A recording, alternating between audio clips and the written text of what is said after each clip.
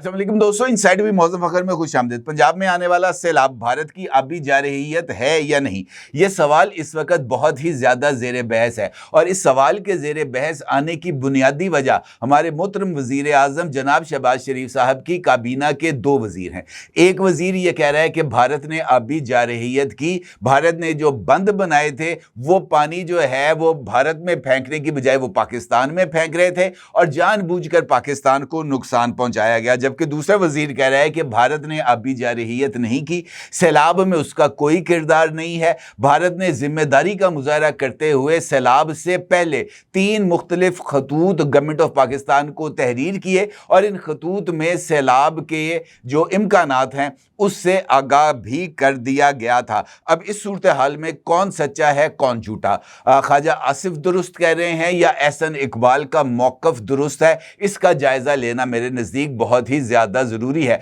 क्योंकि एहसन इकबाल भारत को आबी जारहियत का मुर्तकिब करार दे रहे हैं जबकि ख्वाजा आसिफ उन्हें क्लीन चिट दे रहे हैं। इंपॉर्टेंट बात यह है कि ये जो दोनों वज़रा जिनका मैंने अभी आपके साथ जिक्र किया है, जनाब एहसन इकबाल और जनाब ख्वाजा आसिफ, इन दोनों के हल्का इंतखाब इस वक्त सैलाब की जद में हैं और दोनों अपने हल्का इंतखाब में मौजूद भी हैं और इमदादी सरगर्मियों का जायजा भी ले रहे हैं। तो सच और झूठ का नतारा कैसे होगा? मेरे नज़दीक सच और झूठ का अगर जायजा लेना है या इस बात का जायजा लेना है कि भारत ने पाकिस्तान के खिलाफ आबी जंग छेड़ी है या नहीं, तो जो हकायक हैं उसका जायजा अदादो शुमार की रोशनी में ही लिया जा सकता है। क्योंकि ये डेटा ऐसा है जिसको झुटलाया नहीं जा सकता कि जनाब कब कितनी बारिश हुई, कितनी मिलीमीटर बारिश हुई, डैम्स के अंदर जो सतह कितनी थी, कितनी हुई और किस मौके पर इसको रिलीज किया गया। इसका जायजा लेने के बाद ही ये बात देखी जा सकती है कि भारत ने आबी जारहियत की या नहीं की। अब अगर हमने इस सूरत हाल का जायजा लेना है, चूंकि पाकिस्तान जो है वो डाउन स्ट्रीम पर है, इंडिया मिड स्ट्रीम पर है। इंडिया ने पानी को कलेक्ट करके उसको रिलीज करना है पाकिस्तान के लिए और अब चूंकि इंडस वाटर ट्रीटी 22 अप्रैल के पहलगाम वाक़े के बाद इंडिया ने यकतरफा तौर पर उसको हेल्ड इन अबेंस कर दिया है, उसको मुअत्तल कर दिया है। तो इस सूरत हाल में ये जो डेटा है दरियाओं की सूरत हाल का, बारिशों की सूरत हाल का, डैम में इनफ्लो और आउटफ्लो का, ये पाकिस्तान के साथ शेयर नहीं किया जा रहा और ये बुनियादी फैक्टर है इस सारे सैलाब का, जो इस सिचुएशन का, इस तबाही का जो इस वक्त हमारे सामने है। क्योंकि अगर इंडस वाटर ट्रीटी के तहत ये सारा सिस्टम चलता रहता, पाकिस्तान के पास अदादो शुमार आते, तो उसके नतीजे में पेशबंदी करना, सूरत हाल का जायजा लेना या हिफाजती इंतजामात करना वो काफ़ी हद तक मुमकिन हो सकता था। अगर देखा जाए मकबूजा कश्मीर में जो बारिशें हैं जो मानसून का रवान सीज़न है जून से जिसका आगाज़ हुआ था वहाँ पर मामूल के मुताबिक ही हैं और ये मकबूजा कश्मीर ही वो इलाके हैं जहाँ से जेलम, चनाब, रावी, सतलुज और ब्यास ये जो दरिया हैं ये गुजरते हैं। इस साल यानी 2025 में मानसून की बारिशें जून के आगाज़ से ही जारी थी जो कि मामूल के मुताबिक थी। ताहम अगस्त के अंदर सूरत हाल बदल गई। जुलाई के लास्ट वीक से बारिशों का जो एक नया स्पेल है वो खलीज बंगाल से दाखिल हुआ और इस मानसून के इस नए स्पेल ने इनफैक्ट ये जो सारा मंजरनामा था इसको बदल के रख दिया। अगस्त के आगाज़ पर ही शदीद और रिकॉर्ड तोड़ बारिशें रिकॉर्ड की गईं। ख़ास तौर पर 14 अगस्त को क्लाउड ब्रस्ट हुआ कश्मीर के किश्तवाड़ ज़िला में और इस क्लाउड ब्रस्टिंग के नतीजे में वहाँ पर सैलाब भी आया और मकबूजा कश्मीर में 65 से ज़ायद अफराद इस क्लाउड ब्रस्ट होने के नतीजे में जो एक फ्लैश फ्लड आया था और उसके नतीजे में वो हलाक हो गए। अब 20 और 21 अगस्त को मज़ीद बारिशें हुई और अगस्त 23 से 27 तक रिकॉर्ड बारिशें हुई जिसमें जम्मू में 296 मिलीमीटर बारिश महज 24 घंटों में रिकॉर्ड की गई और उधमपुर में 629 मिलीमीटर बारिश रिकॉर्ड हुई, जो गुज़िश्ता 99 साल का रिकॉर्ड तोड़ था। ये बारिशें वादी कश्मीर, जम्मू डिवीज़न, हिमाचल प्रदेश और पंजाब के वो तमाम एरियाज़ जहाँ जो इस सारे नहरी सिस्टम से मुंसलिक हैं वहाँ पर हुई, जिसकी वजह से ये जो दरिया हैं इनमें तुग़यानी आई। क्लाउड बर्स्टिंग और मुसलसल बारिशों की वजह से लैंडस्लाइड्स भी हुए और फ्लैश फ्लड्स भी आए, जिसमें जम्मू और कश्मीर में जो है वो 36 से ज़ायद अफराद हलाक हुए, हज़ारों बेघर हुए और इंफ्रास्ट्रक्चर को भी नुकसान पहुंचा। ये जो बारिशें थीं जिसका मैंने भी आपके साथ जिक्र किया, उसके नतीजे में 14 अगस्त से लेकर 20 अगस्त तक इंडियन डैम्स में जो पानी की सतह थी वो मामूल से कम थी, क्योंकि मानसून के इब्तदाई बारिशें कम थी, लिहाजा यहाँ पर जो पानी की कैपेसिटी थी वो अपने मुकर्रर मिकदार से कम थी। और चूँकि डैम्स की ये जो डैम ख़ास तौर पर बने हुए हैं मकबूजा कश्मीर में, इनमें वाटर स्टोरेज की इतनी कैपेसिटी नहीं है। ये run of the river projects हैं जो कि इंडिया ने लगाए हैं, और इसका बुनियादी मकसद पानी को रोकना नहीं है, क्योंकि ये इंडस वाटर ट्रीटी के तहत बने हैं। इनका काम महज बिजली पैदा करना है, लिहाजा ये स्टोरेज के लिए इतने ज़्यादा इस्तेमाल नहीं होते। जितना पानी आता है उसको कुछ देर तक उन डैम्स के अंदर महदूद रखा जाता है और फिर उससे बिजली बनाई जाती है और डैम्स के स्पिलवेज को ओपन किया जाता है, क्योंकि स्पिलवेज को ओपन करने के बाद ही ये जो बिजली की पैदावार का सिस्टम है वो शुरू होता है। इस हवाले से ये जो डेटा सामने आया है उसके मुताबिक जो इंडिया के मकबूजा कश्मीर में डैम है, उसमें से दरियाए चनाब पर जो सबसे इम्पॉर्टेंट डैम बनाया गया है उसका नाम है बगलीहार डैम। और बगलीहार डैम में बारिशों से कबल जो सतह थी वो मुकर्ररा मियाद से कम थी, और जब ये बारिशों का आगाज़ हुआ उस वक्त तक, यानी अगस्त के आगाज़ तक, ये डैम 70% तक भरा हुआ था। और 70% का मतलब ये है कि इसके अंदर मज़ीद 30% पानी को स्टोर करने की गुंजाइश थी, अगरचे ये run of the river projects हैं, इसको आपको याद रखना चाहिए। इसके साथ चनाब पर इंडिया की तरफ से जो दूसरा डैम बनाया गया था उसका नाम है सलाल डैम, और यहाँ पर भी जो अगस्त के आगाज़ पर जो कैपेसिटी थी वो 25% एम्प्टी थी, यानी ये 75% भरा हुआ था। दरियाए रावी पर रंजीत सागर डैम, जिसको थीन डैम भी कहते हैं, ये पठानकोट पंजाब में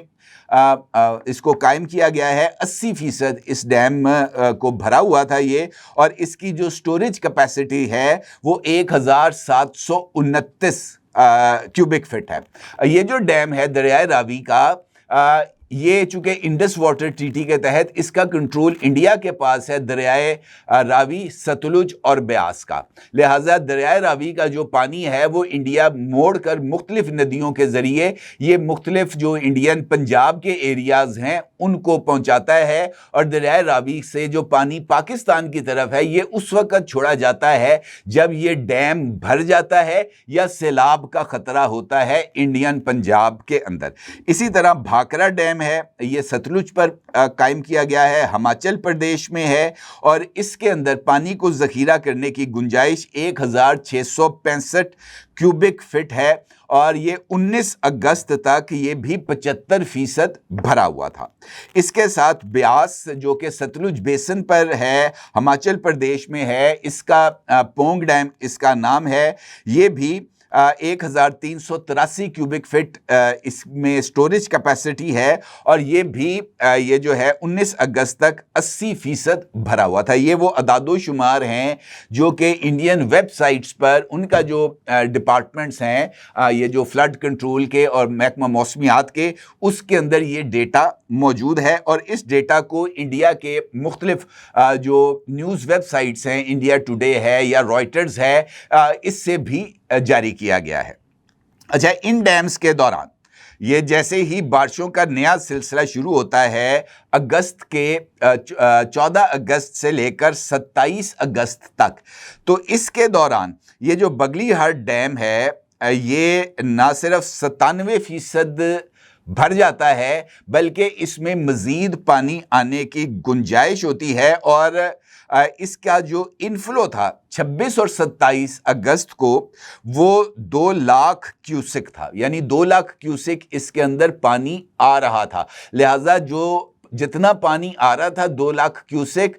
24 سے 27 اگست کے دوران بگلی ہار ڈیم سے دریائے چناب میں 2 لاکھ کیوسک پانی کو چھوڑا گیا تھا، جس کے نتیجے میں چناب کے اندر جو پانی کی سطح ہے اس میں اضافہ ہوا، اور یہ وہی ٹائم تھا جب پاکستان کے اندر بھی شدید بارشیں ہو رہی تھیں، اور کلاؤڈ برسٹنگ آزاد کشمیر میں بھی اور خیبر پختونخوا میں بھی ہوئے تھے، گلگت بلتستان میں بھی ہوئے تھے۔ لیکن یہ جو پانی کا انفلو تھا 2 لاکھ کیوسک کا، یہ محض ایک دن نہیں جاری رہا، یہ مسلسل 4 دن یہ پانی جاری رہا۔ تو اس کا مطلب یہ ہے کہ تقریباً 8 لاکھ کیوسک دریائے چناب سے میں جو پانی ہے وہ بگلی ہار ڈیم سے ریلیز کیا گیا پاکستان کی طرف۔ اسی طرح سلال ڈیم ہے، سلال ڈیم کے بھی جو گیٹس ہیں اس وقت جب میں یہ ویڈیو ریکارڈ کر رہا ہوں اس کے تمام جو گیٹس ہیں وہ کھلے ہوئے ہیں، اور سیلاب کی وجہ سے جو بھارتی علاقہ ہے اکھنور وہاں پر بھی ہائی فلڈ موجود ہے، اور یہاں پر جو پانی کا انفلو تھا دریائے چناب میں وہ 5 لاکھ کیوسک تھا۔ یعنی سلال ڈیم کے تمام گیٹس کو اوپن کرنے کے بعد دریائے چناب میں 5 لاکھ کیوسک پانی آیا۔ تو اس کا مطلب یہ ہے کہ دریائے چناب میں اس وقت جو 10 لاکھ کیوسک پانی موجود ہے وہ انڈیا کی طرف سے محض یہ 2 ڈیمز بھرنے کے نتیجے میں پاکستان کی طرف روانہ کیا گیا۔ اسی طریقے سے یہ جو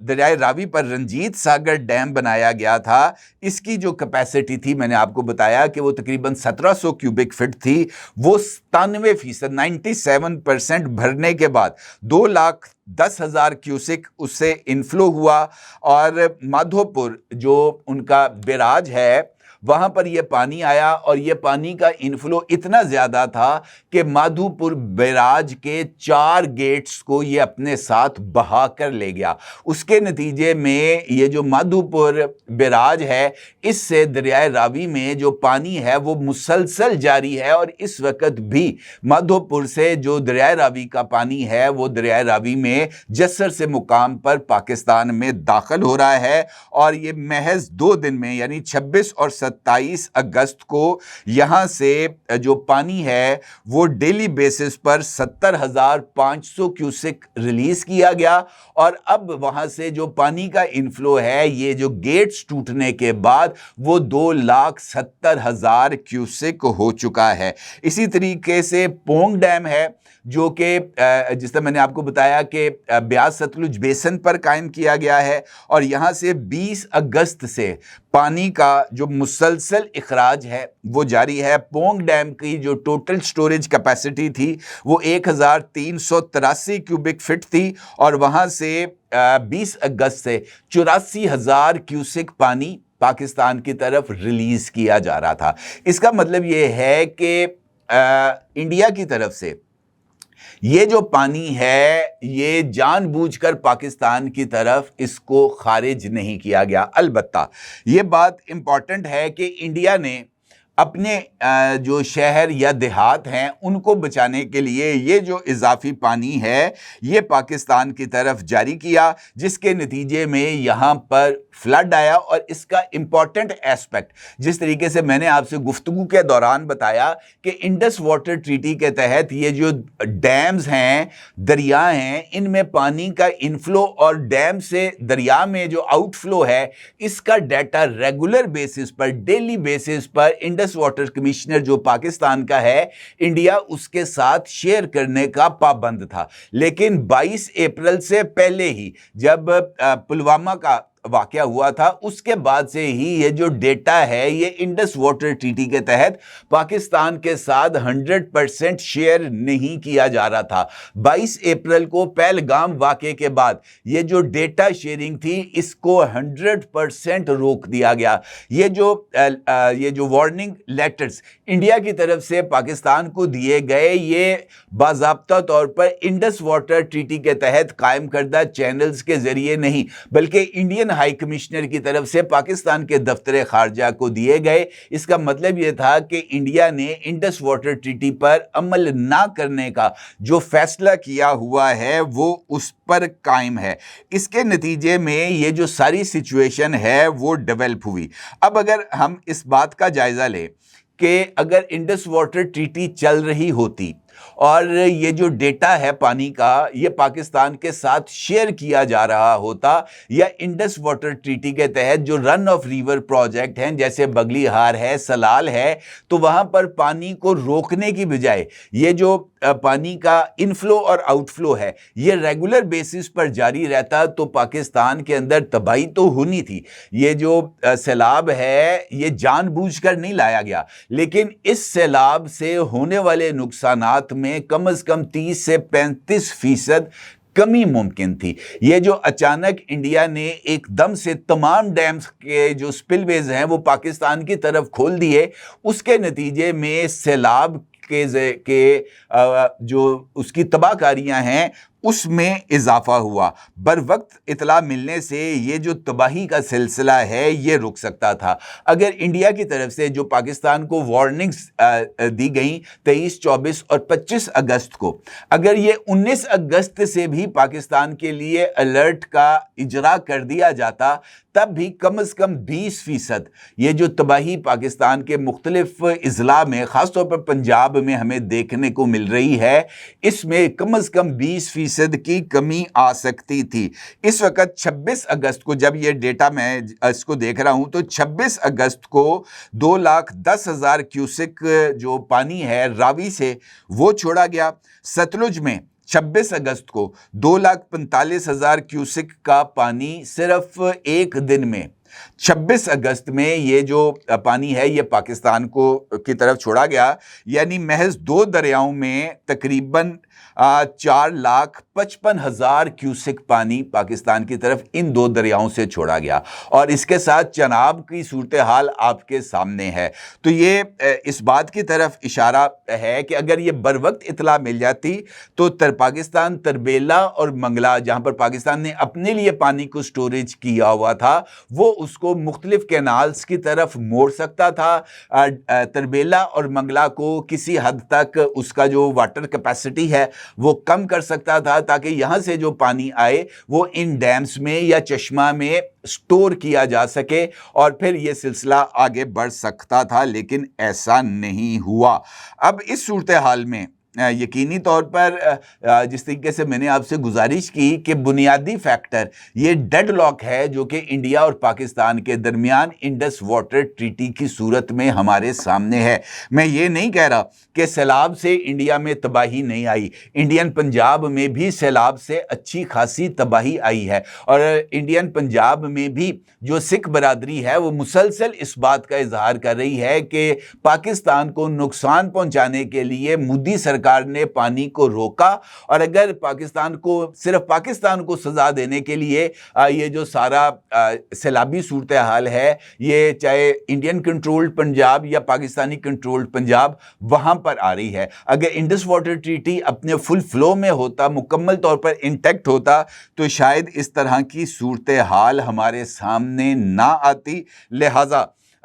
اس ساری صورتحال میں مودی سرکار کو بری الذمہ قرار دینا میرے نزدیک یہ ممکن نہیں ہے۔ یہ الگ بات ہے کہ یہ جو صورتحال ہے یہ 14 اگست سے پہلے بالکل مختلف تھی۔ 14 اگست سے 26 اگست کے دوران صورتحال میں ڈرامیٹک تبدیلیاں آئیں جس کے نتیجے میں یہ سیلاب آیا ہے پاکستان میں۔ اب میرا ضرور اظہار کیجیے گا۔ آپ کا بہت شکریہ۔ اللہ حافظ۔